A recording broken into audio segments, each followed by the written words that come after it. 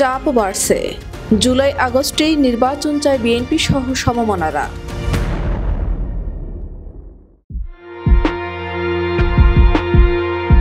ত্রয়োদশ জাতীয় সংসদ নির্বাচনের রোডম্যাপ ঘোষণার দাবি নিয়ে গত কয়েক মাস ধরেই বেশ সোচ্চার দেশের অন্যতম রাজনৈতিক দল বিএনপি।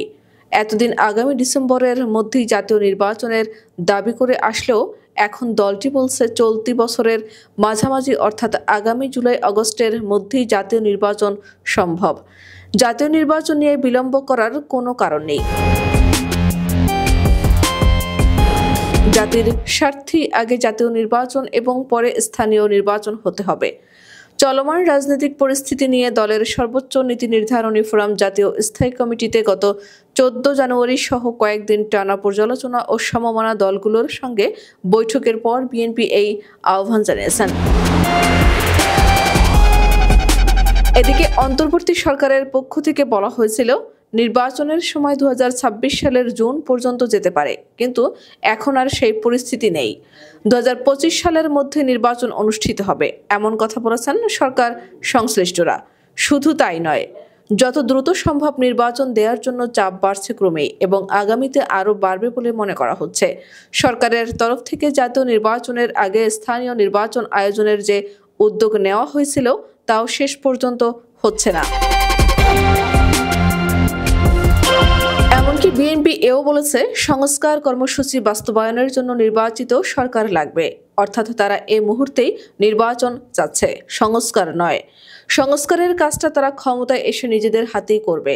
আভাস পাওয়া যাচ্ছে নির্বাচনের দাবিতে দলটি রাজপথেও নামতে পারে। বস্তুত দ্রব্যমূল্য, আইন শৃঙ্খলা সহ নানা ইস্যুতে সাধারণ মানুষ সরকারের ওপর অসন্তুষ্ট। রাজনৈতিক বিশ্লেষকরা মনে করছেন গত 5 আগস্টের অভ্যুত্থানে স্বৈরাচার আওয়ামী শাসনের পতনের পর রাজনৈতিক দল সহ অন্যান্য অংশীজন ও ছাত্র জনতার মধ্যে যে ঐক্য দেখা গিয়েছিল, সংস্কার এবং নির্বাচন নিয়ে সেই ঐক্যের জায়গায় ইতোমধ্যে কিছুটা মতপার্থক্য তৈরি হয়েছে। অন্তর্বর্তী সরকার বিএনপির দাবিকে গুরুত্ব না দিলে চলতি বছরে এ নিয়ে রাজনৈতিক পরিবেশ উত্তপ্ত হতে পারে বলে মনে করছেন রাজনৈতিক বিশ্লেষকদের অনেকে। রাষ্ট্র সংস্কারে অগ্রাধিকার দেওয়া অন্তর্বর্তী সরকারের উপর নির্বাচনের জন্য ক্রমেই চাপ বাড়ছে। সরকারের প্রধান কাজ হচ্ছে সুষ্ঠু, নিরপেক্ষ ও গ্রহণযোগ্য নির্বাচনের আয়োজন। বিএনপি সহ সমমনা রাজনৈতিক দলগুলো থেকে ক্রমেই এই বক্তব্য জোরদার হচ্ছে। সংস্কার ও নির্বাচনের আকাঙ্ক্ষা নিয়ে নতুন বছরে যাত্রা শুরু করেছে বাংলাদেশ।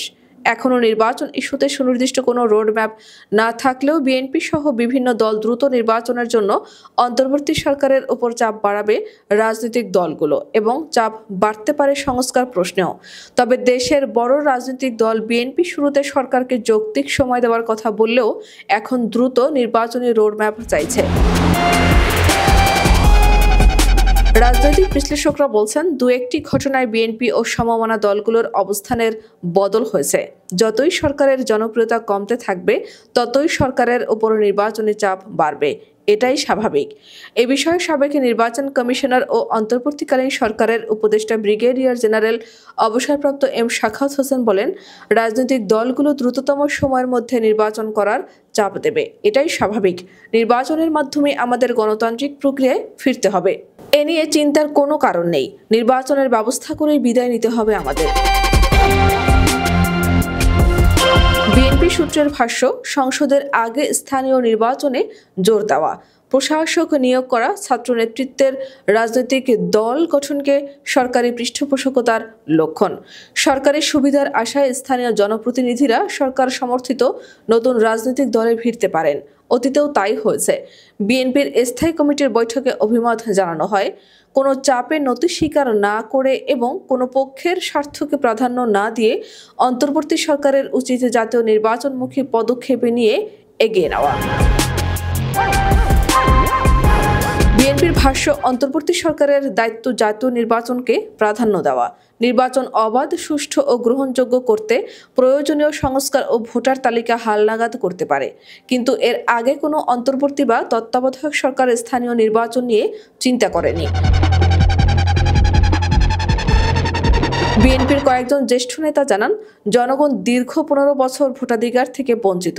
ফ্যাসিবাদী সরকার নির্বাচন ব্যবস্থা বিলুপ্তের পর্যায়ে নিয়েছিল। অনেক সংগ্রাম, ত্যাগ, রক্তের বিনিময়ে স্বৈরাচারের পতন হয়েছে। স্থিতিশীলতা তৈরিতে যত তাড়াতাড়ি সম্ভব গণতান্ত্রিক ব্যবস্থায় ফিরতে হবে। তাই দ্রুত জাতীয় নির্বাচন দরকার।